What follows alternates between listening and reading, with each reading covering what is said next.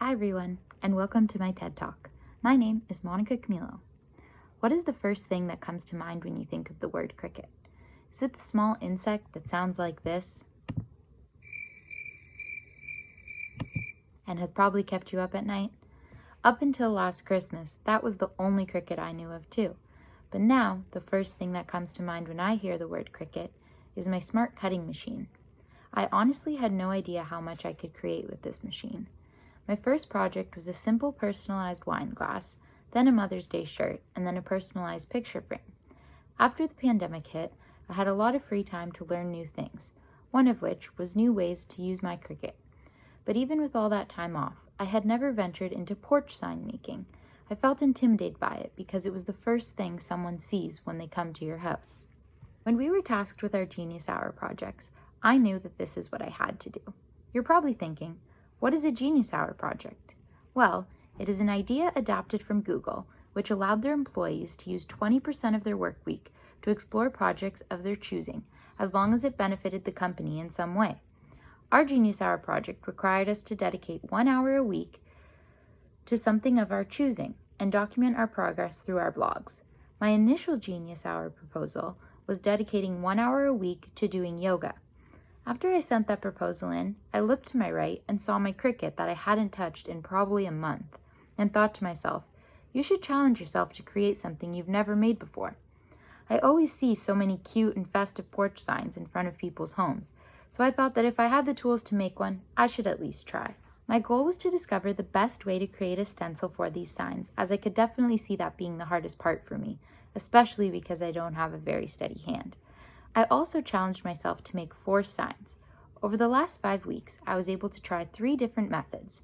The first method was to trace the letters that the Cricut cut out and then freehand paint the traced letters.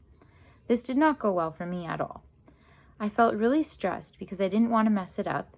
It also took a really long time because you had to pay such close attention to what you were doing. I'm happy with how it turned out in the end, but I would definitely never do that again. My next method was simply just cutting out permanent adhesive vinyl and placing it directly onto the board. This one was fairly time-consuming, but it turned out really well. I would definitely do this method again, but probably not with large letters, as I think there is more room for error.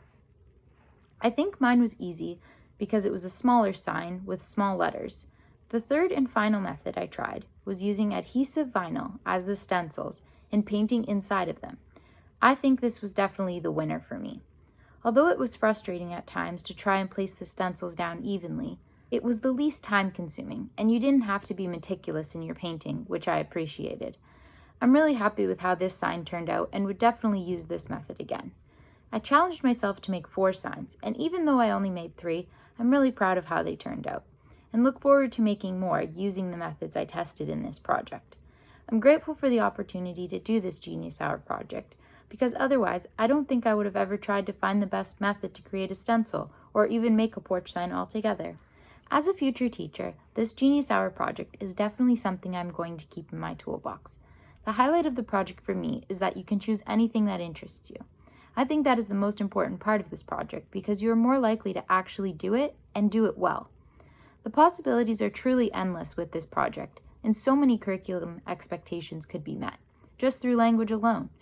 I also really enjoyed the idea of using a blog, because this is something I would have never attempted to do if I didn't have to. But I learned a lot about it, and I really like how mine turned out. I think in a grade 7 or 8 classroom, they could also use a blog to document their progress. They may enjoy this project because it is an interactive way to use technology while working on their Genius Hour project, as opposed to writing it all out by hand.